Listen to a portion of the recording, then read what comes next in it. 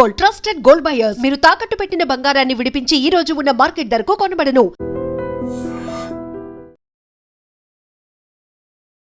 Russia వాదం, China వాదం కాదు, భారత వాదం అనేది వేరేగా ఉంది. కాబట్టి మమ్మల్ని క్షమించండి అపరాధ మనసుతో అని ఒక లెటర్ రిలీజ్ చేశారు. అంటే రాజకీయ పార్టీ వేరు, మావోయిస్ట్ పార్టీ వేరు. రాజకీయ పార్టీలు ఏ విధంగా అయితే భేదాభిప్రాయాలు వస్తాయో అదే పందాలో ఇది కూడా వస్తుందా? నెక్సలైట్ యూనిట్స్ అనేది ఒక కమాండ్ స్ట్రక్చర్లో వర్క్ చేస్తారు, ఏదైనా ఆర్మ్ ఫోర్సెస్ లాగానే. నక్సలైట్స్ ఇప్పుడు బ్యాక్ ఫుట్లో ఉన్నారు. బ్యాక్ ఫుట్ కాదు, చాలా ఘోర పరిస్థితిలో ఉన్నారు వాళ్ళు. ఇట్లాంటి పరిస్థితుల్లో అమిత్ షా గారు ఒక డెడ్ లైన్ ఇచ్చారు. ఇంకా ఒక 6 నెలలు ఉంటుంది ఆ డెడ్ లైన్కి.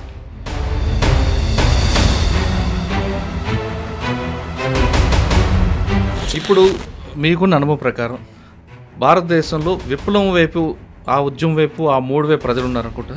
చదువు లేదు మీ పిల్లలకి, ఇదేం గవర్నమెంట్ రా అని చెప్పి తుపాకీ పట్టుకోమంటారు. రేషన్ వద్దదు, మీకు రేషన్ ఇవ్వట్లేదు, తిండి ఇవ్వట్లేదు, ఏం గవర్నమెంట్ రా ఇది అని చెప్తారు. మళ్ళీ తుపాకీ పట్టుకుంటారు. భారతదేశంలో సమస్యలు, దానికి ఉన్న భారత ప్రజలకు కావాల్సిన సమస్యల మీద పోరాటం చేసి ఇన్ని దశాబ్దాల పాటు ఉన్న పార్టీ నక్సల్స్ నుండి, పీపుల్స్ వార్ నుండి మావోయిస్ట్ పార్టీగా మారడం అంటే చైనాకు సంబంధించిన వ్యక్తులు వాళ్ళ లీడర్షిప్ని మనం అడాప్ట్ తీసుకోబట్టి కొంత ప్రజలు మనకు దూరం అయ్యారనేది కూడా అనుకోవచ్చు. స్టాలిన్ హైదరాబాద్ లిబరేషన్ కోసం ఆ టైంలో మన కమ్యూనిస్ట్ లీడర్స్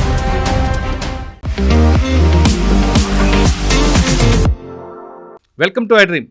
మావోయిస్ట్ పార్టీల విభేదాలు వచ్చాయా? సెంట్రల్ కమిటీ తీసుకున్న నిర్ణయాన్ని స్టేట్ కమిటీ తప్పుపడుతుందా? అంతేకాకుండా ఈ మధ్యన తీసుకున్న ఒక నిర్ణయంపై సెంట్రల్ కమిటీలో కూడా కొంతమంది వ్యక్తులు దాన్ని తప్పుపట్టడం, అది వ్యక్తిగత అభిప్రాయం చెప్పడం, మరుక్షణంలోనే వాళ్ళు ఎన్కౌంటర్ అవ్వడం అనేది ఈరోజు మన చర్చ. ఆ లేఖ బయటికి రాకముందే వాళ్ళు ఎన్కౌంటర్ అవ్వడం, అదేవిధంగా వాళ్ళ మధ్యన ఏమైనా చర్చలు జరుగుతున్నాయా, లేదు పార్టీ ఆరోపిస్తులుగా కోవట్లు చేసిన పన్నాగమా ఇది అనే విషయంపై ప్రముఖ విశ్లేషకులు సురేష్ కొచ్చారి గారితో మాట్లాడదాం. సార్ నమస్తే అండి. నమస్తే సార్. సార్, పార్టీలో ఎప్పటి నుంచో లీగలైజ్ చేయాలనే విషయం గత సంవత్సరం నుంచే జరుగుతున్న ఈ నేపథ్యంలో ఇటీవల అభయ్ అనే పేరు మీద ఒక లెటర్ వచ్చింది. కరెక్ట్. మల్లోజు వేణుగోపాల్ గారు, పొలిట్ బ్యూరో మెంబర్, ఆయన రాశారు. పార్టీ కొన్ని నిర్ణయాలు తీసుకుంది, మేము మిడిమిడి జ్ఞానంతో చేసిన కొన్ని తప్పిదాల వల్ల ప్రజలకి మేము దూరం అయ్యాం. రష్యా వాదం, చైనా వాదం కాదు, భారత వాదం అనేది వేరేగా ఉంది. కాబట్టి మమ్మల్ని క్షమించండి అపరాధ మనసుతో అని ఒక లెటర్ రిలీజ్ చేశారు. అందులో కొంతకాలం సాయుధ పోరాటం విరమిద్దాం అనేది ఉంది. అది వచ్చిన మరుక్షణంలో అంటే ఒక రోజు గ్యాప్, 20 ఆగస్టులో రాసిన లెటర్ ఈ మధ్యన రావడం, అంటే నంబాల కేశవరావు గారు బతుకున్నప్పుడే చర్చ వచ్చింది అనే విషయాన్ని చాలా స్పష్టంగా తెలుస్తుంది. ఆ లెటర్ వచ్చిన కొన్ని రోజుల్లో స్టేట్ కమిటీ నుంచి జగన్ అనే పేరు మీద ఒక లెటర్ వచ్చింది. చంద్రన్న అలియాస్ చంద్రన్న. ఇది కేవలం పొలిట్ బ్యూరో మెంబర్ అయిన అభయ్ వ్యక్తిగత అభిప్రాయం, పార్టీకి దానికి సంబంధం లేదు, దీర్ఘకాల పోరాటానికి సిద్ధం అంటూ, కానీ శాంతి చర్చలు రెడీగా ఉంటూ ఆయన ఒక లెటర్ ఇచ్చారు. దీని మీద కొంత అభిప్రాయం వచ్చింది. అంటే పొలిట్ బ్యూరో మెంబర్ ఇచ్చిన కామెంట్కి స్టేట్ కమిటీ కాదు, పొలిట్ బ్యూరో మెంబర్ ఎవరైనా కామెంట్ చేయాలి తప్ప స్టేట్ కమిటీ చేయకూడదు అని ఒక కామెంట్ రావడంతో వెంటనే స్టేట్ కమిటీలో సెంట్రల్ పొలిట్ బ్యూరో మెంబర్ అయిన కట్టా రామచంద్రరెడ్డి గారు, ఇంకొక కాసా రామచంద్రరెడ్డి గారు, వీళ్ళందరూ కూడా, దాదాజీ, వీళ్ళందరూ కూడా వాళ్ళకి స్టేట్మెంట్ ఇచ్చారు. ఇది పూర్తిగా అభయ్ యొక్క వ్యక్తిగత నిర్ణయం, మాకు ఎలాంటి సంబంధం లేదు అని. ఆ లెటర్ బయటకు వచ్చిన మరుక్షణంలోనే వాళ్ళిద్దరు ఎన్కౌంటర్ అయిపోయారు. అంటే ఇదంతా చూస్తుంటే ఒక ప్లాన్ ప్రకారం జరుగుతుందా, పార్టీని పక్కతో పట్టించడానికి కొంతమంది కోవట్లు జరుగుతుందా, కోవట్లు చేసిన ఆపరేషన్లో వీళ్ళు పడ్డారా, అదేవిధంగా అభయ్ అనే వ్యక్తి అంటే మల్లోజు వేణుగోపాల్ గారు పోలీస్ కస్టడీలో ఉండి లెటర్ రాశారా, ఈ అంశాలన్నిపై మనం మాట్లాడదాం. మీకున్న అనుభవం ప్రకారం పార్టీలో ఇటువంటి రాజకీయ పార్టీ వేరు, మావోయిస్ట్ పార్టీ వేరు. రాజకీయ పార్టీలు ఏ విధంగా అయితే భేదాభిప్రాయాలు వస్తాయో అదే పందాలో ఇది కూడా వస్తుందా, లేదు మావోయిస్ట్ పార్టీలో కూడా ప్రజాభిప్రాయం తీసుకోవడం, ప్రజల వాళ్ళ అభిప్రాయాలు వెల్లడించడం అనేది కూడా అక్కడ ప్రజాస్వామ్యం ఉంది కాబట్టి ఇందులో ఇదే విధంగా దీనిలో కూడా మనం పరిగణిస్తారా? సార్, మీకు తెలిసిందే నెక్సలైట్ యూనిట్స్ అనేది ఒక కమాండ్ స్ట్రక్చర్లో వర్క్ చేస్తారు, ఏదైనా ఆర్మ్ ఫోర్సెస్ లాగానే. పాలిట్ బ్యూరో ఉంటుంది, దాని తర్వాత స్టేట్ యూనిట్స్కి వెళ్ళిపోతుంది. నడుమిట్లో కమాండర్స్ వీళ్ళు ఉంటారు. వాళ్ళ ప్రమోషన్ కూడా టిపికల్ కార్పొరేట్ స్టైల్లో నడుస్తుంది. ఒక ఏరియా నుంచి ఇంకో ఏరియాకి ట్రాన్స్ఫర్ చేయడము, కొంతమందిని డిమోట్ చేయడం అంతా జరుగుతుంది. కానీ ఇప్పుడు జరిగిన ఈ లేఖ వచ్చిన తర్వాత కూడా నేను కూడా అదే ఆలోచించాను. దీనికి ఒక్కరి సిగ్నేచర్ పెట్టారేంటి, స్పోక్స్ పర్సనా అని డౌట్ వచ్చింది నాకు. అఫీషియల్ స్పోక్స్ పర్సనే అబ్బాయి. కానీ ఇది ఎప్పుడు రాశారు, ఎందుకంటే అది కూడా డౌట్ ఉండే. పోలీస్ ఫోర్స్కి ఫస్ట్ డౌట్ ఏమిటి, ఇది జెన్యునా, ఇదేదో మళ్ళీ మన ఎంసీఆర్ హెచ్ఆర్డీ ఇన్స్టిట్యూట్లో జరిగిన అట్లనే ఒక చర్చన ఇదని చెప్పి ఒక డౌట్ వచ్చింది పోలీస్ వాళ్ళకు కూడా.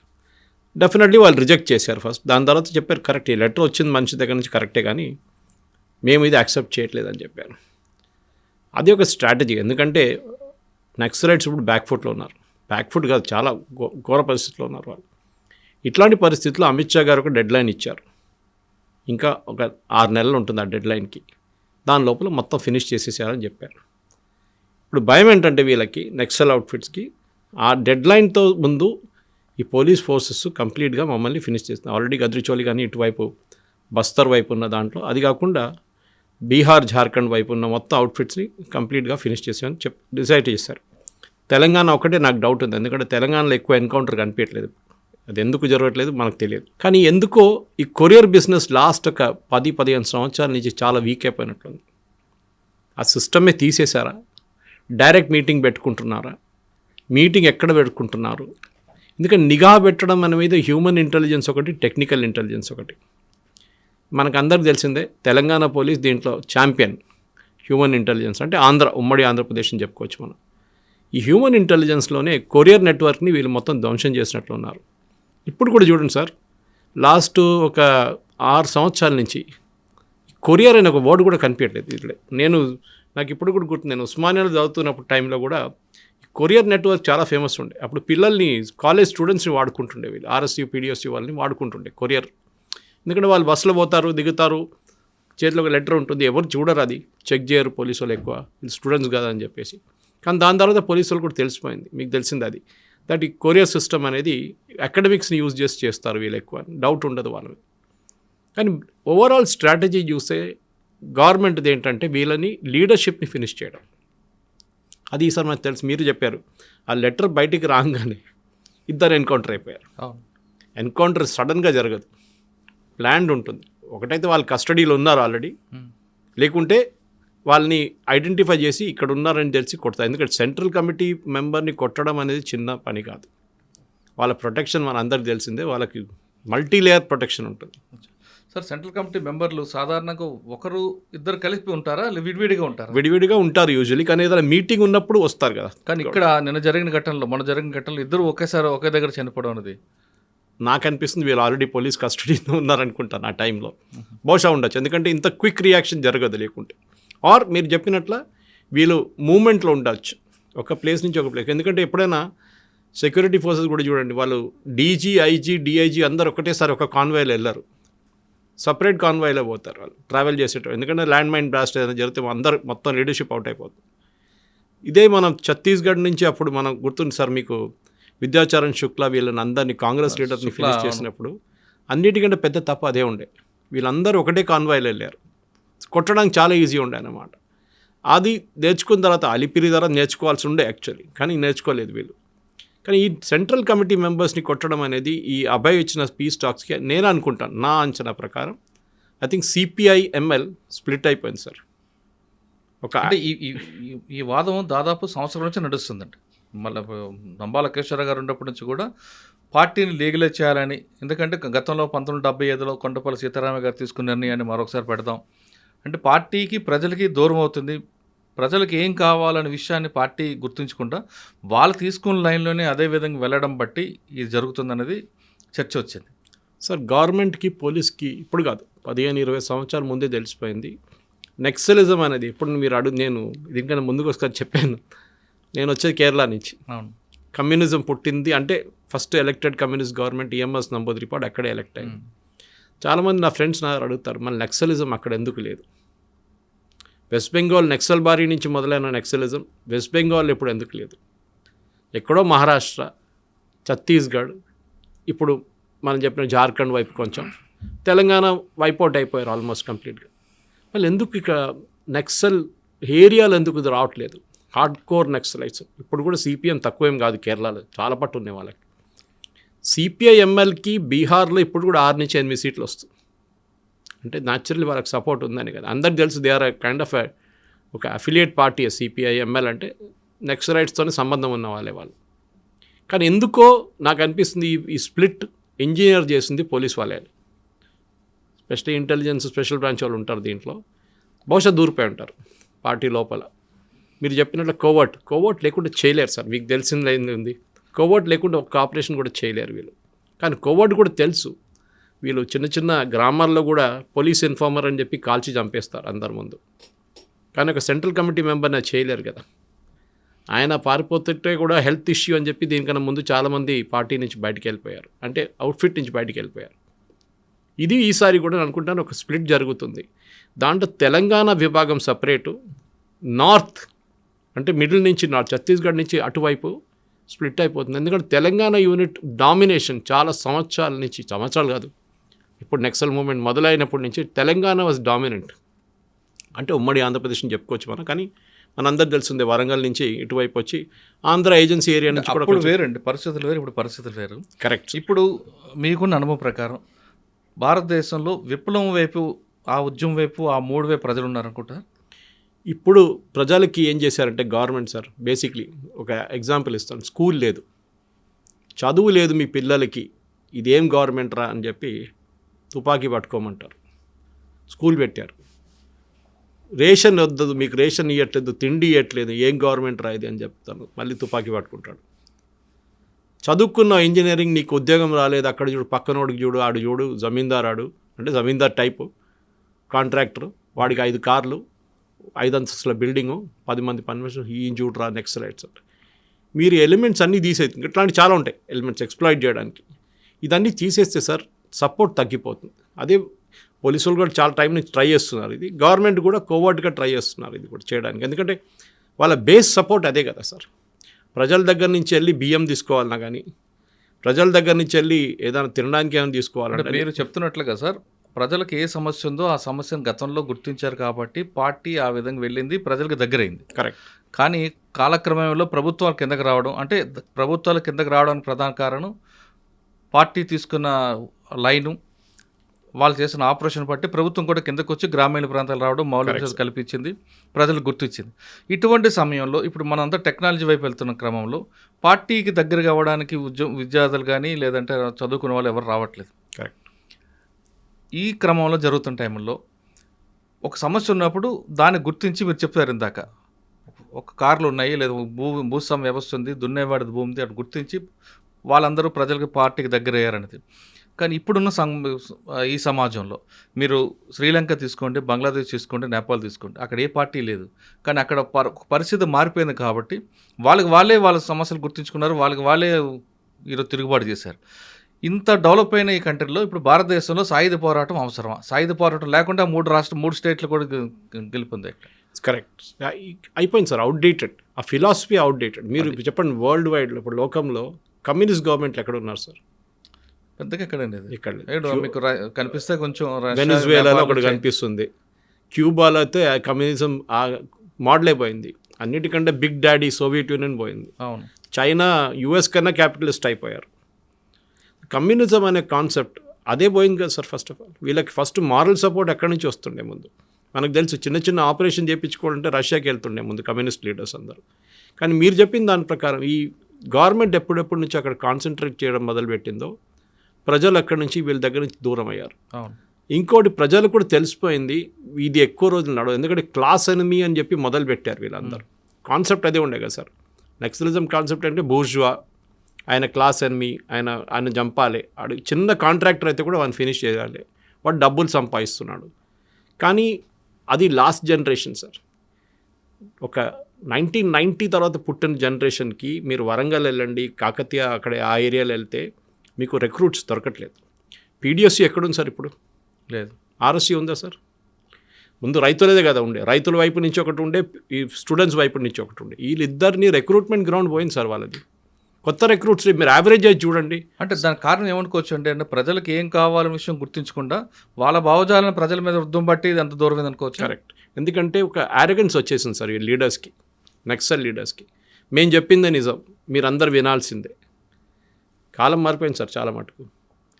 మనం ఇందాక అనుకున్న 3 దేశాల్లో ఏ పార్టీ సపోర్ట్ లేదు, ప్రజలకు సమస్య గుర్తించుకున్నారు, వాళ్ళే రోడ్ల మీదకి వచ్చారు. కరెక్ట్. నేపాల్ ఎందుకు జరిగింది సార్? నేపాల్లో చిన్న రోడ్ యాక్సిడెంట్తో మొదలైంది కంప్లీట్. నేపాల్ అవ్వచ్చు, బంగ్లాదేశ్ అవ్వచ్చు, శ్రీలంక అవ్వచ్చు. శ్రీలంకలో డిఫరెంట్ కాంటెక్స్ట్ ఉండే. అక్కడ ఉన్న గవర్నమెంట్ టోటల్ కరప్ట్ ఉండే. బంగ్లాదేశ్లో రిలీజియస్ యాంగిల్ ఉండే ఒకటి, షేక్ హసీనాని తీసి పడేయాలండి, అక్కడ ఒక రిజర్వేషన్ పాలసీ మీద గొడవ అయింది అది. నేపాల్ ఏమో అక్కడున్న మోడర్న్ రాజాస్ లండన్కి వెళ్ళి సెల్ఫీలు తీసుకొని వేస్తున్నారని చెప్పి అక్కడున్న పిల్లలు కోపం వచ్చి వాళ్ళు రోడ్డు మీద దిగారు. కానీ ఈ పరిణామాలు ఎందుకంటే పార్టీ గుర్తించట్లేదు? గతంలో బడుగు బలహీన వర్గాల కోసం, వాళ్ళ అభివృద్ధి కోసం నిలబడ్డ పార్టీ, రైతుల కోసం, పేదవాళ్ళ కోసం కష్టపడ్డే పార్టీ, వాళ్ళ త్యాగాలు మాత్రం ఎవరు మర్చిపోలేవు.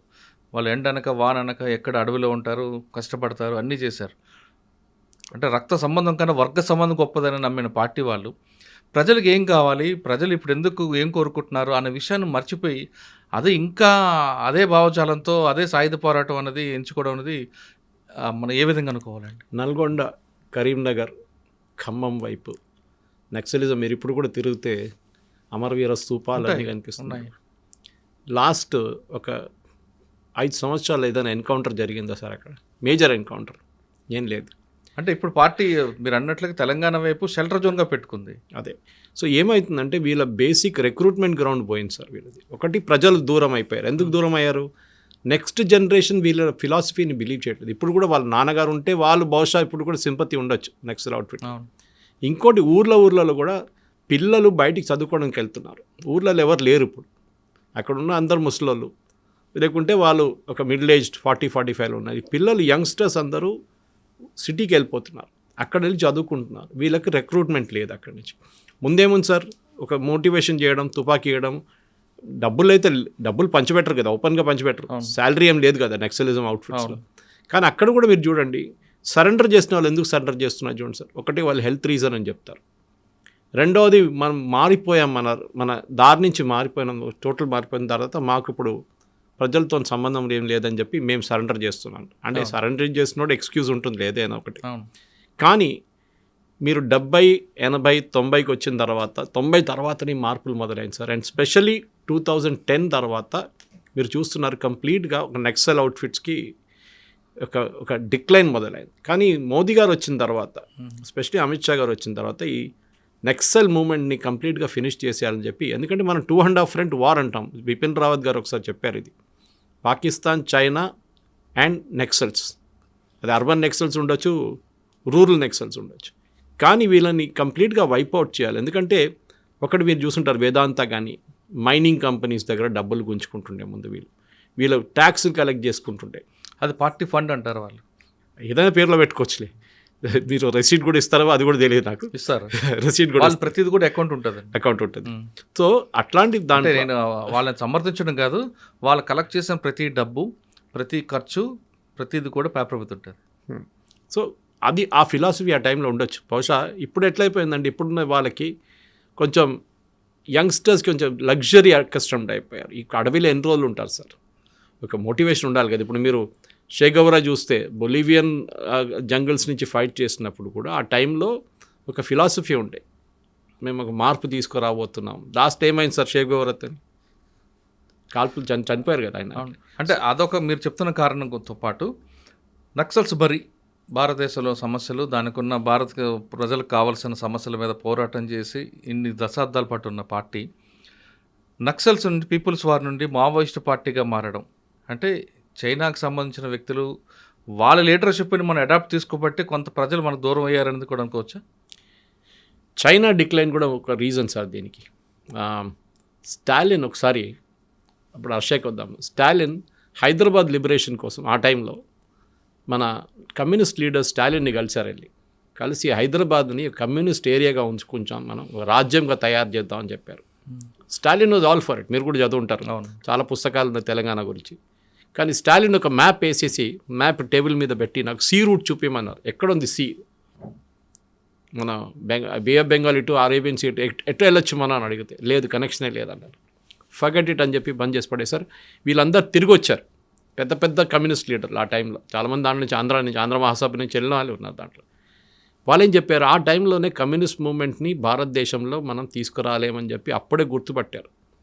అండ్ కమ్యూనిస్ట్ పార్టీకి మన అందరికి తెలుసు సిపిఐ ఒరిజినల్గా ఉండే ఆ టైంలో, దాని తర్వాత స్ప్లిట్ అయ్యి సిపిఎం వచ్చిన తర్వాత. కానీ ఎప్పుడైనా మీరు చూసారా కమ్యూనిస్ట్ పార్టీ వాళ్ళు ఓపెన్గా ఇప్పుడు లాస్ట్ 5 సంవత్సరాల్లో కేరళలో పినరాయి విజయన్ కాల్పులు జరుపుతున్నారు. అక్కడ అప్పుడప్పుడు అట్టపాడి ఏరియాలో కొంచెం నక్సల్ మూవ్మెంట్ ఉంది. బ్లాక్ థండర్ అని వాళ్ళ గ్రూప్, వాళ్ళ మన దగ్గర ఆక్టోపస్ ఇలా ఉన్నలాగా బ్లాక్ థండర్ గ్రూప్ ఉంది అక్కడ, గ్రే హౌండ్స్ లాగా. వీళ్ళది ఆలోచించండి, communist government. In fact last encounter జరిగినప్పుడు కూడా అక్కడున్న సిపిఐ వాళ్ళు ప్రొటెస్ట్ చేశారు కేరళలో. ఇదేంటి మీరు మనం కమ్యూనిస్టులు కదా, మన ఓన్ బ్రదర్ మీద మనం కాల్పులు జరుపుతున్నాం, వాళ్ళని చంపేస్తున్నాం అంటే పినరాయి విజయన్ చెప్పారు. ఆ ఫిలాసఫీ పోయింది. This is the philosophy now. ఒకసారి నక్సలిజం కేరళకు వస్తే మళ్ళీ మీరు ఏం చేయలేరు దాన్ని అని చెప్పి చాలా క్లియర్గా చెప్పారు. బహుశా నేను అనుకుంటాను సార్, తెలంగాణలో ఎన్టీ రామారావు గారు వచ్చిన తర్వాత, ఇవాళ ఒకరు అడిగారు హైదరాబాద్లో కర్ఫ్యూలు ఎందుకు లేవని చెప్పి. ఎన్టీ రామారావు గారు కొంచెం స్ట్రిక్ట్ పాలసీ ఉంచుకున్న ఆ టైంలో. అక్కడి నుంచి చంద్రబాబు నాయుడు, దానికోసం చంద్రబాబు నాయుడు మీద అటాక్ ఆబ్వియస్లీ జరిగింది. దాని తర్వాత వచ్చిన సబ్సిక్వెంట్ గవర్నమెంట్స్ అన్నీ స్ట్రిక్ట్గా ఉన్నారు సార్. నేను అనుకుంటే అందరికన్నా లీనియంట్ గవర్నమెంట్ ఇప్పుడు రేవంత్ రెడ్డిది ఉన్నారు. ఆయనకి ఏదో సింపతి ఉన్నట్లు అనిపిస్తుంది నక్సలైట్స్, ఏముందో తెలియదు మనకి. కానీ నక్సల్ లీడర్షిప్ మీరు బీహార్ తీసుకోండి సార్, జార్ఖండ్ తీసుకోండి. జార్ఖండ్లో మీరు నక్సలైట్ ఛత్తీస్గఢ్లో నడుస్తున్న ఏం అక్కడ జార్ఖండ్ ఎక్కువ కనిపించట్లేదు. దండకారీన బెల్ట్ మొత్తం అక్కడి నుంచే కదా మొదలైంది. నేపాల్లో కమ్యూనిస్ట్ గవర్నమెంట్ పడిపోతే బహుశా అక్కడ కొంతమంది దాచుకున్నారేమో అక్కడ, నాకు అనుమానం ఉంది స్ట్రాంగ్గా. ప్రచండ గవర్నమెంట్ ఉన్నప్పుడు బహుశా సీనియర్ నక్సల్ లీడర్షిప్ అంతా అక్కడ ఉన్నారు. ఒకసారి ఆ గవర్నమెంట్ పడిపోయింది, అక్కడ సపోర్ట్ తగ్గింది. ఇటువైపు బీహార్, జార్ఖండ్ సపరేట్ అయిపోయారు. అది వాళ్ళ దాంతో సంబంధం లేదన్నట్లు అయిపోయింది తెలంగాణ వాళ్ళతో. ఛత్తీస్గఢ్లో రమణ్ సింగ్ గవర్నమెంట్ ఉన్నప్పుడే ఎన్కౌంటర్లు మొదలైనవి. భూపేష్ బఘెల్ వచ్చిన తర్వాత తగ్గింది. మళ్ళీ కొత్త గవర్నమెంట్ వచ్చినప్పుడు ఎన్డీఏ గవర్నమెంట్ మళ్ళీ మొదలైంది. మనది ఐసోలేషన్ చూస్తున్నాం, ఇంగ్లీష్లో అంటారు కనెక్ట్ ద డాట్స్ అంటాం మనం. ఒకటి సెంట్రల్ గవర్నమెంట్ సపోర్ట్ సిఆర్పిఎఫ్ నుంచి. మీరు చూడండి వాళ్ళ కాన్ఫిడెన్స్ ఎంత ఉంది సార్ అమిత్ షాది. సిఆర్పిఎఫ్ని అక్కడి నుంచి మార్చి ఈ కోబ్రా యూనిట్స్ని కాశ్మీర్ పంపించారు. అంటే ఇక్కడ అయిపోయిందంతా, ఇంకేం లేదు, కాశ్మీర్లో చూసుకుంటారు ఇంకా నెక్స్ట్ అని చెప్పేసి. అంటే ద నక్సల్ మూవ్మెంట్ అనుకుంటే ఇంకొక 2-3 సెంట్రల్ కమిటీ మెంబర్లు ఉన్నారో లేదో కూడా తెలియదు. ఇప్పుడు ఉన్నారండి, ఒక 4-5 ఉండొచ్చు. పొలిట్ బ్యూరోలో 4 ఉండొచ్చు. సో ఇది మేజర్ ఇష్యూ అనమాట. సో తెలంగాణలో ఉండే లీడర్షిప్ కానీ అక్కడ బీహార్, జార్ఖండ్, ఛత్తీస్గఢ్ వైపు ఉన్న లీడర్షిప్ నడిమిట్లో నేను స్టార్టింగ్లో మీకు అదే చెప్పాను సార్. నా అంచనా ప్రకారం స్ప్లిట్ నడుస్తుంది అక్కడ. ఐ థింక్ ఒక ఐడియాలజికల్ క్లాష్. మీరు చెప్పినట్ల తెలంగాణ లీడర్లే ఎందుకు సెంట్రల్ కమిటీలో ఉండాలి? సరే సీనియర్స్ ఉన్నారు. రామకృష్ణ ఎక్కడ ఉన్నారు సార్ ఇప్పుడు? చనిపోయారు. సీనియర్ గణపతి గారు అయితే, గణపతి గారు వేరే దేశంలో ఉన్నారు. ఇప్పుడు సీనియర్ లీడర్షిప్ లెవెల్లో ఆ టైంలో అప్పుడు ఉన్న వాళ్ళైతే మళ్ళీ రాజారెడ్డి గారు ఉన్నారు, అంతే. తక్కటిపల్లి వాసుదేవరావు ఉన్నారు, ఛత్తీస్గఢ్ నుంచి హిడ్మా ఉన్నారు, మల్లోజ వేణుగోపాల్ ఉన్నారు. ఇలా హిడ్మాని ప్రమోట్ చేసి సీనియర్ లెవెల్ హిడ్మాని స్టేట్ కమిటీలోకి తీసుకోలేదు ఇంకా. కానీ యాక్టివ్ మిలిటరీ దీంట్లో ఆపరేషన్ ఆయన ఎక్కువ యాక్టివ్గా ఉన్నారు. సో తిప్పర్తి ఇప్పుడు ప్రెసిడెంట్ సెక్రటరీ తిప్పర్తి ఉన్నారు. మనం మాట్లాడాం దీనికన్నా ముందు కూడా. అప్పుడు జరిగిన ఎన్కౌంటర్ తర్వాత నక్సల్ లీడర్షిప్ మొత్తం మారిపోతుందా అని అడిగాము. అప్పుడు మనం కొత్త యంగ్స్టర్స్ని తీసుకొస్తా అని ఒక డౌట్ ఉండే ఆ టైంలో. కానీ యంగ్స్టర్స్ ఎక్కువ లేరు సార్ పార్టీలో. మహిళలు కూడా పార్టీ నుంచి ఎక్కువ దూరం అయిపోయారు. నక్సల్ అవుట్ఫిట్లో లేరు ఇప్పుడే కొంతమంది. ఇదే సేమ్ ప్రాబ్లం. ఒక మహిళ ఎన్ని రోజులు ఉంటారు సార్ ఒక అడవిలో? వాళ్ళకు కూడా ఒక బయాలజికల్ నీడ్స్ ఉంటుంది వాళ్ళకి. అది వాళ్ళు తీరుకులే. మెడికల్ కూడా సార్ ఇప్పుడు డాక్టర్లు కూడా భయపడతారు. ముందు అది ప్రాబ్లం లేకుండా ఏదో తుపాకీ చూపించి ఇప్పుడు ఉన్న దండకార్యంలో కూడా వాళ్ళు ప్రజలకు ఏం కావాలని విషయాన్ని మర్చిపోయి కేవలం జనతను సర్కారంలో పెట్టి ఒక చెరువు, ఒక స్కూలు కట్టించడం తప్ప మినహాయించి వాళ్ళకి కావాల్సిన మంచి హాస్పిటల్ కానీ, రోడ్స్ కానీ అవన్నీ మర్చిపోయారు పూర్తిగా. దాంతో అక్కడున్న ప్రజల్లో కూడా కొంచెం వ్యతిరేకత స్టార్ట్ అయింది. అంటే ఒకవైపు గవర్నమెంట్ ఫోర్స్ ఉంది, మరోవైపు పార్టీ. ఈ రెండింటి మధ్యన నగిలిపోతుంది ఎవరంటే ఆదివాసీలు. కానీ ఆదివాసులు కూడా ఇప్పుడు ఆదివాసీలు సపోర్ట్ కూడా కోల్పోవడానికి ప్రధాన కారణం ఏంటంటే వాళ్ళకి కావాల్సిన నీడ్స్ సరిగ్గా వీళ్ళు చేయలేకపోవడం. బస్సు వచ్చింది సార్, బస్ వచ్చింది. ఆ తర్వాత ఒక ఇంట్లో టీవీ ఆన్ చేయండి, అది కూడా పర్టికులర్ హిడ్మా ఉన్న ఊర్లో టీవీ ఆన్ చేశారు. 75 సంవత్సరాలు పట్టింది కావడానికి, ఆలోచించండి. సో మార్పులు రాగానే ప్రజలు కూడా అదే చూస్తున్నారు. వెస్ట్ బెంగాల్లో, కేరళలో ల్యాండ్ రిఫార్మ్ జరిగిన తర్వాతనే నక్సలిజం కంప్లీట్గా అవుట్ అయిపోయింది. అంటే కేరళ, వెస్ట్ బెంగాల్ వేరు కల్చర్, కేరళ కల్చర్ వేరు. వెస్ట్ బెంగాల్లో మీకు కొంత భూస్వామ్య వ్యవస్థ కనిపిస్తుంది, రైతాంగ పోరాటాలు ఉన్నాయి. కానీ కేరళలో మతాలు కూడా మధ్యన కూడా విభేదాలు పెద్దగా, హిందూ ముస్లిం, క్రిస్టియన్ వీళ్ళ మధ్యన 5% 10% డిఫరెన్స్ ఉంటుంది కాబట్టి మీకు అంత అగ్రెసివ్ కనిపించదు. కరెక్ట్. ఎందుకంటే అక్కడ ఒకటి ఉంది సార్, మీకు బేసిక్ ఇన్కమ్ బాగుంటే మీరు నక్సలిజం అవుట్ఫిట్కి వెళ్ళరు. ఇప్పుడు ముస్లిమ్స్ అనే వ్యక్తి కొన్ని విదేశాల్లో కొన్ని రాష్ట్రాల్లో మైనార్టీ అయితే అక్కడ ముస్లిమ్స్ అప్పర్ హ్యాండ్ ఉంటుంది. అక్కడ మీకు డబ్బు గలలో కూడా ఎక్కువ ముస్లిమ్స్ కనిపిస్తారు. మీకు త్రిశూర్ ఏరియాలో బంగారం షాపులు ముస్లిమ్స్, క్రిస్టియన్స్ కూడా ఉన్నారు చాలా మంది. జాయ్ అలుకాస్, మొత్తం Alukka family, Malabar family. So Malabar family Calicut నుంచి, నార్దర్న్ కేరళ. సో కేరళలో ఇన్కమ్ వైజ్ వాళ్ళు చాలా బాగుపడినప్పుడు నక్సలిజం అక్కడ లేకుండా, ఇప్పుడు కూడా లేదు. తమిళనాడు వైపు నుంచి వచ్చేటోళ్ళు ఎక్కువ ఉన్నారు దాంట్లో. నక్సలిజం ఉంటుందా? నాకైతే డౌట్ ఉంది సార్. ఎందుకంటే ఇంకా 6 నెలలు 8 నెలలు ఉన్నాయి మ్యాక్సిమం. ఈ 6 నెలలు 8 నెలల్లో I think step by step Amit Shah గారు ఫినిష్ చేసేస్తున్నారు అవుట్ఫిట్ని. అభయ్ లెటర్ ఎందుకు బయటకు వచ్చింది? అప్రూవల్ లేకుండా హైరార్కీ బేస్డ్ పార్టీలో, హైరార్కీ బేస్డ్ ఒక అవుట్ఫిట్లో ఎప్పుడు ఇట్లాంటి లెటర్ బయటకు రాదు. మీకు తెలిసిందే, ఒక చిన్న కమ్యూనికే ఇష్యూ చేయాలంటే కూడా పాలిట్ బ్యూరో కూర్చొని పాలిట్ బ్యూరో డిసైడ్ చేసి వాళ్ళు ఇష్యూ చేస్తారు. కమ్యూనిస్ట్ పార్టీలో కూడా అంతే, సిపిఐ కానీ సిపిఎంలో వాళ్ళు అవైలబుల్ కూర్చొని మాట్లాడుకుంత టైం లేదు, వాళ్ళకి అంత కమ్యూనికేషన్ లేదు. ఇప్పుడు అంతా పోలీసులకు ఒత్తిడి ఎక్కువ ఉంది కాబట్టి. కరెక్ట్. ఎందుకంటే ఇప్పుడు నా అంచనా హ్యూమన్ ఇంటెలిజెన్స్ ఐ థింక్ డబ్బులు విపరీతంగా ఖర్చు పెడుతున్నారు పోలీసులు, నో డౌట్ అబౌట్. వాళ్ళకి ముందు కూడా ఉండే అన్అకౌంటెడ్ క్యాష్, అది దానికి ఆడిట్ లేదు, మనకు అందరు తెలిసిందే, ఎస్ఆర్ అమౌంట్ అంటారు.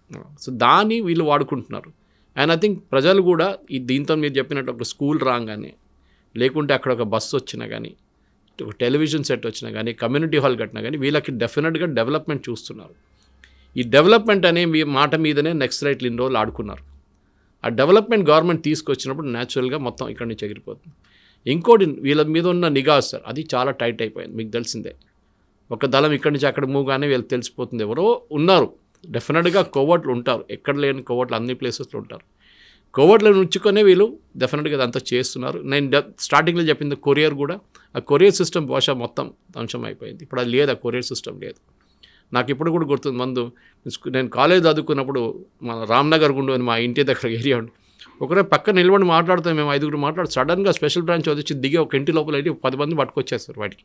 తర్వాత అడిగితే కొరియర్లు అంటున్నారు వీళ్ళంతా. మీ దగ్గర రామ్నగర్ ఒకటి, హిమాయత్ నగర్ ఎక్కువ కొరియర్. ఇప్పుడు మేము ఉండే ఏరియా కూడా యాప్రాల్, అటువైపు అల్వాల్ కూడా చాలా ఫేమస్ ఉండే ఇదంతా. కానీ మా ఇంటి దగ్గర కదా గద్దర్ ఇల్లు ఉండే అప్పుడు. నెక్స్ట్ గద్దర్ ఫ్యామిలీ కూడా చూడండి సార్, ఇప్పుడు వాళ్ళ కూతురు మంచిగా స్కూల్ నడిపిస్తున్నారు. ఆయన ఉన్నప్పుడు కూడా ఆ స్కూల్ ఉండే వెంకటాపురంలో. ఇప్పుడు అది షిఫ్ట్ అయ్యి కొంచెం ఆ బ్రిడ్జ్ దగ్గరకు వచ్చేసింది. అది వాళ్ళకు కూడా అర్థమైపోయింది, మెటీరియల్ కంఫర్ట్ అనేది కావాలి మాకు. మేము ఎన్ని రోజులు అడవిలో ఉంటాం. వరవర్రావు కానీ, గద్దర్ కానీ, ప్రొఫెసర్ హర్గోపాల్ కానీ వీళ్ళందరూ కరెక్టే, ఫిలాసఫీ వైజ్ బయట నిలబడి మీరు ఎయిర్ కండిషన్ రూమ్లో కూర్చొని మాట్లాడవచ్చు. వాళ్ళు అడవిలో ఉన్నారు, వాళ్ళు ఎన్ని రోజులు ఇది చూసుకుంటుంటారు. మేము కూడా ఒకరోజు ఇదంతా పక్కన పెడేసి సొసైటీకి వచ్చేస్తాం, అయిపోయింది. ఎందుకు ఎప్పుడు చూసినా టెన్షనే కదా సార్, ఎప్పుడు మీరు అన్నట్లుగా ఆ విధంగా వచ్చారనుకుంటా, భావజాలం చనిపోద్ది కదా. పోతుంది సార్. ఎక్కడుంది సార్ కమ్యూనిజం? అదే నేను ముందు అడిగాను, ఎక్కడుంది కదా? రొమేనియా పోయిందా సార్? పోలాండ్ పోయిందా? ఇప్పుడు బొలీవియా పోయిందా? ఒక మిగిలింది ఒక వెనిజువేలా ఒకటే. అక్కడ మన పరిస్థితి తెలిసేట్లుంది. క్యూబా అసలు ఎక్కడ లేదు క్యూబాలో. కానీ కొంతమంది మాత్రం అడవిలో ఉండి ఆ భావజాలం కాపాడడం కోసం చివరి వరకు ప్రాణాలు కోల్పోవడానికి కూడా సిద్ధంగా ఉన్నారు. మళ్ళీ వాళ్ళ ఎండ్ గేమ్ వాళ్ళకి తెలిసిందే. అంటే ఇలా ఇన్ని సంవత్సరాలు లోపటే ఉన్నాం కదా, ఇంకెందుకు బయటకని అది ఉండొచ్చు. ఎందుకంటే వాళ్ళకు కూడా తెలుసు, బహుశా వాళ్ళకి సరెండర్ చేయడం ఆపర్చునిటీ ఇక్కడ ఇవ్వరేమో. అంటే వాళ్ళ ఉద్దేశం ఏంటంటే అడవిలోనే కానీ చనిపోతే అమరుడై ఉంటాం కదా అని. ఎవరి కోసం? అదే ఇప్పుడు అక్కడ వచ్చిన క్వశ్చన్ మార్క్ అక్కడే. ప్రజల కోసం ప్రజలు ఎవరు వాళ్ళు సింపతి ఉండదు సార్, ఉండట్లేదు. ముందు ఉండే అన్నలు వచ్చారంటే వాళ్ళు బియ్యం ఇవ్వడము, అది ఇవ్వడము, ఇది అంత పెద్ద ఇది ఉండే, ఇది పెడుతుండే కదా, మీటింగ్లు పెడుతుండే, అక్కడ కొన్ని నిర్ణయాలు తీసుకుంటుండే. నాకు ఇప్పటికీ అర్థం కాని ఒక ప్రశ్న ఉందండి. మనకు జన్మనిచ్చిన తల్లి తండ్రిని కాకుండా వర్గం కోసం వెళ్ళి చనిపోతే మనకు జన్మనిచ్చిన తల్లి తండ్రిని ఎవరు చూస్తారు? గుడ్ క్వశ్చన్, మంచి ప్రశ్న. ఇప్పుడు ఆర్మీలో ఉన్న స్ట్రక్చర్ చూడండి, ఇండియన్ ఆర్మీలో మీరు ఆర్మీలో ఒక ఫైరింగ్లో లేకుంటే ఎక్కడన్నా ఒక ఎన్కౌంటర్లో మీరు చనిపోతే, టెర్రరిస్ట్తో ఎన్కౌంటర్ జరిగినప్పుడు ఎవరు చూసుకుంటారు సార్? ప్రభుత్వం చూస్తారు కదా వాళ్ళకి. ఎగ్జాక్ట్లీ. మీరు ఇక్కడ ఎవరు చూస్తారు? ఇక్కడ ఎవరు లేరు. అంటే నేను నా కొడుకును కని ప్రజల కోసం నేను పార్టీకి ఇస్తే నేను చివరి దశలో నేను అనాథగా చనిపోవాలా? అది. సో మీకు ఎవరు ఇస్తారు డబ్బులు? సరెండర్ చేస్తే ఎవరు ఇస్తారు? సరెండర్ చేసి ప్రభుత్వం ఇస్తుంది. Exactly. కానీ ఆవిడ అనా చనిపోతే నా దహన సంస్కారం ఎవరు చూస్తారు? అదే. సో మీరు సరెండర్ చేయండి. అదే ఇప్పుడు టాక్ నడుస్తుంది కదా. మీరు సీజ్ ఫైర్ అనట్లేదు, సరెండర్ అంటున్నారు. మేము ఆయుధాలు కింద పడేసి సరెండర్ చేస్తాం. ఎంసీఆర్ హెచ్ఆర్డీ ఇన్స్టిట్యూట్లో జరిగింది అది కాదు కదా. అప్పుడు అది చర్చలు నడిచింది. అప్పుడు ఆ టైం వాడుకుంటారు. ఇప్పుడు దీనికన్నా ముందు కూడా మనం మాట్లాడుకున్నాం దీని గురించి. ఎప్పుడైనా మీరు సీజ్ ఫైర్, ఇప్పుడు హమాస్ ఇజ్రాయెల్ సీజ్ ఫైర్ ఎందుకు జరగట్లేదు? ఇజ్రాయెల్ ఏమంటున్నారంటే హమాస్కి టైం ఇచ్చినారంటే వాళ్ళు రీగ్రూప్ చేసుకుంటారు, ఆయుధాలు కొనుక్కుంటారు, ట్రైనింగ్ ఇస్తారు. కానీ నక్సల్ అవుట్ఫిట్స్కి ప్రాబ్లం ఏమొచ్చిందంటే వీళ్ళకి ఫ్రెష్ రిక్రూట్స్ రావట్లేదు, రావు కూడా రాదు. ఎందుకంటే ఎవరు ఇప్పుడున్న మీరు జనరేషన్ ఎవరు వెళ్ళారండి సార్. ఉస్మానియాలో వెళ్ళండి, చేతిలో మొబైల్ ఫోన్ లేకపోతే ఉండలేడు పరిస్థితుల్లో భుజాలు బ్యాగ్ వేసుకొని కొండలు ఎక్కగలడా? అదే అంటున్నా. ఆ ఫిలాసఫీ వేరు ఉండే ఆ టైంలో. అప్పుడు భావజాలం వేరు, ఆ కసి ఉండేది. అప్పుడు ఉస్మానియా కానివ్వండి, అప్పుడున్న కాకతీయ ఫిలాసఫీ వేరు. కరెక్ట్ అండి. వీళ్ళందరూ పాటలు చూసిన తర్వాత, పాటలు విన్న తర్వాత లోపలికి వెళ్ళాలి. వీళ్ళందరూ చాలా మంది ఇంజనీర్సే కదా, వీళ్ళ నుంచి వెళ్ళిన వాళ్ళందరూ చాలా మంచి. మీరు రామకృష్ణ గారు తీసుకోండి, గణపతి గారు తీసుకోండి, అందరూ వరంగల్ యూనివర్సిటీ స్టూడెంట్స్ అండి వీళ్ళు. సో వాళ్ళు ఏదో ఏం చెప్తారు, అన్ఎంప్లాయిడ్ గా రోడ్డు మీద మన చనిపోయిన ఇద్దరు కూడా అగ్రవర్ణాలు, వాళ్ళు రెడ్డి, రామచంద్ర రెడ్డి. వాళ్ళకేం తక్కువ ఉండండి, వాళ్ళకేం తక్కువ ఉంటుంది? భూస్వాములు అంటారు వాళ్ళని, వాళ్ళే కదా. అవును. మళ్ళీ అదొక ఫిలాసఫీ మీద ఉన్నారు వాళ్ళు. ఆ ఫిలాసఫీ పోయింది సార్. ఇప్పుడు మీరు చెప్పింది కరెక్టే. ఒకటి, ప్రజలు దూరం అయిపోయారు. రెండో, ప్రెషర్ గవర్నమెంట్ వైపు నుంచి. మూడోదేమో డెవలప్మెంట్ ప్రజలు చూస్తున్నారు. ఒక స్ట్రీట్ లైట్ వేయంగానే, ఒక రోడ్ వేయంగానే, ఒక బస్సు రాగానే, ఒక టెలివిజన్ సెట్, కమ్యూనిటీ హాల్ కట్టగానే, కుటుంబిషన్ తీసుకొచ్చి ఇచ్చినప్పుడు మహిళలకి ఉద్యోగం, కొంచెం పని వచ్చేది, వాళ్ళకు జీతం వచ్చింది. ఇదన్నీ చూసినప్పుడు ప్రజలు అంటారు, ఎందుకురా లేనిపోయిన ప్రాబ్లం, దీంతోనే మనం నడిపించుకుందామని చెప్పి. మీరు సరే ఇంకా కొంతమంది 10 మందో 15 మందో, ఈవెన్ 100 మంది అని పెట్టుకుందాం సార్, రిమైనింగ్ ఫోర్స్. వీళ్ళు అప్పుడప్పుడు వెళ్ళి ప్రజల దగ్గర వెళ్ళి ప్రజలు పెట్టేసి కొంతమందిని ఇన్ఫార్మర్ అని చంపొచ్చు. ఇప్పుడు కూడా చేయొచ్చు అట్లాంటి. కానీ చేసిన తర్వాత నెక్స్ట్ రిజల్ట్ వాళ్ళకి తెలుసు ఏమవుతుంది అనేది, చాలా క్లియర్ ఉందని. ఓకే సార్, వాళ్ళు ఆయుధాలు విడిచిపెట్టి బ్యాలెట్ ద్వారా, అంటే బుల్లెట్ కాకుండా బ్యాలెట్ ద్వారా రావాలని, ఎందుకంటే అటువంటి నిస్వార్థంగా వ్యక్తులు ఇప్పుడు సొసైటీకి కావాలి. ఒక రాజకీయ నాయకుడు కార్పొరేటర్ పోటీ కోట్ల ఖర్చు పెడుతున్న ఈ టైంలో వాళ్ళు వచ్చి ఎలాంటి అవినీతి లేకుండా, కరప్షన్ లేకుండా ఒక ఎన్నికలు నిలబడితే ప్రజలు కూడా సిద్ధంగా ఉన్నారు, సర్పంచ్ గానో, ఒక ఎమ్మెల్యే గానో, ఒక ఎమ్మెల్సీ గానో గెలిపించడానికి. అటువంటి వాళ్ళు వచ్చి పోటీ చేయొచ్చు కదండి. చేయొచ్చు, ఎవరు ఆపలేదు సార్. దీనికన్నా ముందు ఎప్పుడైనా ఆపారు? ఎవరు ఆపరు కదా, రావచ్చు కదా, పోటీ చేయొచ్చు కదా. వాళ్ళ సిద్ధాంతాన్ని, వాళ్ళు అనుకున్న ప్రజల కోసం చేస్తున్న కార్యక్రమాన్ని వాళ్ళని బ్యాలెట్ ద్వారా చేయొచ్చు కదా. అసెంబ్లీ ఎలక్షన్ అంటే 25 కోట్లు ఖర్చు పెట్టాలి, మా దగ్గర డబ్బులు లేదు అంటారు. అసలు అవసరం లేదు, వాళ్ళకి అవసరం లేదు యాక్చువల్ డబ్బులు, కనీసం పోటీ చేయొచ్చు కదా. అది కట్ట. సో మీరు ప్రచండ గవర్నమెంట్ చూడండి సార్. నేపాల్లో 3 గవర్నమెంట్స్ ఉండే మెయిన్గా, ఎప్పుడు కూడా ఉన్నది. ఒకటి నేపాలీ కాంగ్రెస్ పార్టీ, మిగతా 2 మావోయిస్టులు, కమ్యూనిస్ట్ గవర్నమెంట్స్. అక్కడ మళ్ళీ ప్రజలు ఎందుకు విత్డ్రా చేశారు సార్? అక్కడ ఎందుకు యంగ్స్టర్స్ రోడ్డు మీద వచ్చారు? కరప్షన్. అంటే నక్సల్ అవుట్ఫిట్స్లో కూడా కరప్షన్ వచ్చేసింది అక్కడ. ప్రచండ ఎన్ని రోజులు గవర్నమెంట్లో ఉన్నారు సార్ ప్రధానమంత్రిగా? ఎక్కువ రోజులు ఉండలేకపోయారు కదా. అంటే మీరు కమ్యూనిస్ట్, ఒక యూటోపియన్ సిచ్యువేషన్ కదా, అందరు చెప్తుంటారు కదా. క్యూబా చూడండి, ముందు ఫిడెల్ కాస్ట్రో ఉన్నప్పుడు ఏం క్యూబా అని, మా కేరళలో చాలా ఫేమస్ అది మోడల్, డెవలప్మెంట్ మోడల్ అంటే క్యూబా మోడల్. ఏం డెవలప్మెంట్ ఎవరికి తెలియదు. అది ప్రజలకు తిండి లేదు, ఏం లేదు అక్కడ, అది డెవలప్మెంట్ మోడల్. వెనిజువేలాలో ఒక బ్రెడ్ లోఫ్ తీసుకోవాలంటే ఒక లారీ మొత్తం క్యాష్ తీసుకెళ్లాల్సి వస్తుంది. ఇది ప్రాబ్లం. నక్సలిజం అనేది ఫస్ట్ కమ్యూనిజం బేస్ చూస్తే కమ్యూనిజమే వైప్అవుట్ అయిపోయింది కంప్లీట్గా. మీరు సాలిడారిటీ అండ్ లెక్ వెలెస్ ఆ టైంలో తీసుకొచ్చిన మూమెంట్ పోలాండ్లో, అప్పటి నుంచి కమ్యూనిజం అక్కడ పోయింది. ఇక్కడ గోర్బచోవ్ తీసుకొచ్చి పెరస్ట్రాయికా తీసుకొచ్చిన తర్వాత కమ్యూనిజం ఇక్కడ పోయింది. భారతదేశంలో అట్లా ఒక మూమెంట్ జరగలేదు. కానీ ఈ డెవలప్మెంట్ తీసుకొచ్చిన తర్వాత మీరు బస్సులు పెట్టడం, అదంతా ఫోటో ఆప్ అంటారు సార్, ఆప్టిక్స్ అంటారు ఇంగ్లీష్లో. ఒక్క బస్సు చాలు, దాని ఇంపాక్ట్ ఉంటుంది. ఆ ఫోటో వస్తుంది, అన్ని పేపర్లు వస్తుంది. ఆ బస్సు మళ్ళీ నెక్స్ట్ డే నుంచి వచ్చిందో లేదో ఎవరికి తెలియదు. కానీ ఆ ఫస్ట్ డేతో బస్సు వచ్చింది, అది చాలా ఇంపార్టెంట్ అనమాట. లైట్లు వచ్చేసాయి, స్కూళ్ళు కట్టారు, కమ్యూనిటీ హాల్ కట్టారు, టెలివిజన్ సెట్ పెట్టారు, కమ్యూనిటీ టెలివిజన్స్. అరే డెవలప్మెంట్ ఇది అని చెప్పేసి. సో ఇప్పుడున్న యంగ్స్టర్స్కి మెటీరియల్ కంఫర్ట్, మీరు చెప్పినట్లు ఒక మొబైల్ ఫోన్ లేకుండా ఉండలేరు. వాడు ఒక ఏం చెప్తారు, ఒక సిటీకి వెళ్ళి కొంచెం తిరిగి రావడానికి, దానికన్నా వాడు ఎంతోమంది సిటీ నుంచి వస్తారు సార్, నన్ను కలవడానికి వస్తారు కొంతమంది పిల్లలు. నేను చెప్తే ఇంత దూరం ఎందుకు వస్తున్నావు బాబు, నన్ను ఫోన్లో మాట్లాడొచ్చు కాదు సార్, మిమ్మల్ని కలవడానికి వస్తుంది సార్ అంటే. గంట సేపు కోసం 6 గంటలు ట్రావెల్ చేసి వస్తాడు. ఏంటంటే మనకు నాలెడ్జ్ కావాలి సార్ అంటున్నాడు. ఇవాళ పొద్దున ఒక అబ్బాయి నాతో గంట సేపు మాట్లాడారు సార్, ఏదేదో ఇష్యూస్, నాకు కూడా తెలియని ఇష్యూస్ అడుగుతున్నాడు, ఇంటర్నేషనల్ ఇష్యూస్, ఏదో పల్లెటూరులో ఉంటాయంట. అంటే వాళ్ళకి నాలెడ్జ్, వాళ్ళకు కూడా నేను స్టేట్ ఎగ్జామ్ రాయాలి, ఇక్కడ గ్రూప్ 1, గ్రూప్ 2, గ్రూప్ 3 అన్నీ ఉన్నాయి, ఎగ్జామ్ రాద్దాం, గవర్నమెంట్ ఉద్యోగం వస్తుంది. ఇదొక ఫిలాసఫీ వచ్చేసింది కదా. మీరు అమీర్పేట్ కానీ, మీరు దిల్సుఖ్ నగర్ కానీ, మీరు ఇట్లాంటి ప్లేస్లో వెళ్తే మీరు చూడండి సార్, ఎంతమంది పిల్లలు పల్లెటూరు నుంచి వచ్చి చదువుతున్నారు సార్ అక్కడ. వీళ్ళందరూ ఒక టైం పొటెన్షియల్ రిక్రూట్స్ ఉండే నక్సలిజంకి. ఇప్పుడు వాళ్ళందరూ అక్కడి నుంచి జరిగిపోయారు. ఇప్పుడు ఉన్నదంతా ముస్లోలే. ఇప్పుడు వాళ్ళు ఎన్ని రోజులు నడిపిస్తారో I have my own doubts.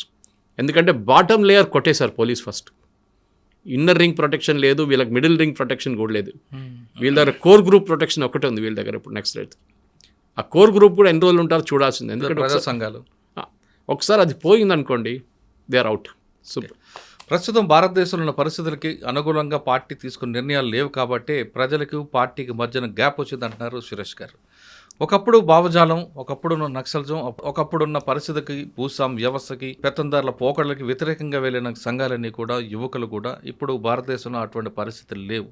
కాబట్టి ఇప్పుడున్న పరిస్థితులకి ఏం కావాలనే విషయాన్ని పార్టీ దృష్టి పెట్టుంటే పార్టీ మరికొంతకాలం ప్రజలకు దగ్గరగా ఉండేది. కానీ పార్టీ ఎంచుకున్న లైన్ ఎప్పుడుదో ఆ లైన్ మీద నిలబడబట్టే ఈరోజు ప్రజలకి పార్టీకి మధ్యన గ్యాప్ వచ్చింది. పక్కనున్న దేశాల్లో ఒక సమస్య వచ్చినప్పుడు ఏ మావోయిస్టు పార్టీ వెనక లేకపోయినా ప్రజలు తమకు తాముగా నిలబడి ప్రభుత్వాలు పోరాటం చేసిన సంఘటన మనకు చాలా కనిపిస్తున్నాయి. ఇప్పటికైనా పార్టీ తమకు ఎంచుకున్న పందాన్ని పక్కన పెట్టి ప్రజాస్వామ్యబద్ధంగా పోరాటం చేసి సర్పంచ్గానో ఎమ్మెల్యేగా గెలిచి వాళ్ళు అనుకున్న లక్ష్యాన్ని, పార్టీ ఎంచుకున్న సిద్ధాంతాల్ని ప్రజాస్వామ్యబద్ధంగా చేస్తే ప్రజలందరూ వాళ్ళని గెలిపించడానికి ముందున్నారనే విషయం చాలా స్పష్టంగా తెలుస్తుంది. ఇది నక్సల్స్ గ్రూప్లో జరుగుతున్న విభేదాలపై సురేష్ గారితో విశ్లేషణ. మరో అంశాల్లో మళ్ళీ కలుద్దాం. అంతవరకు నమస్తే. థ్యాంక్ యూ అండి. Thank you. నమస్కారం. And don't forget to subscribe to iDream. And for more videos, Please subscribe to iDream. Please subscribe to iDream. Please subscribe iDream. And please subscribe to iDream. For more videos, subscribe to iDream. please like, share and subscribe to the channel. Congratulations, iDream. Subscribe to iDream. Subscribe to iDream. So subscribe to iDream Media. iDream ki iDream team andarki huge congratulations. Please subscribe iDream Media. Please subscribe to iDream. Subscribe iDream. Please subscribe to iDream. iDream అంటే నా కళల ఛానల్ను subscribe చేసుకున్న నోరు తిరుగుతలేదు, మీరైతే గంట గుర్తు కొట్టండి. For more such videos, please subscribe to iDream. Subscribe to iDream. Please subscribe to iDream. Please subscribe iDream Media. Please do subscribe to iDream. Please subscribe to iDream Media. For best entertainment and information, please subscribe iDream.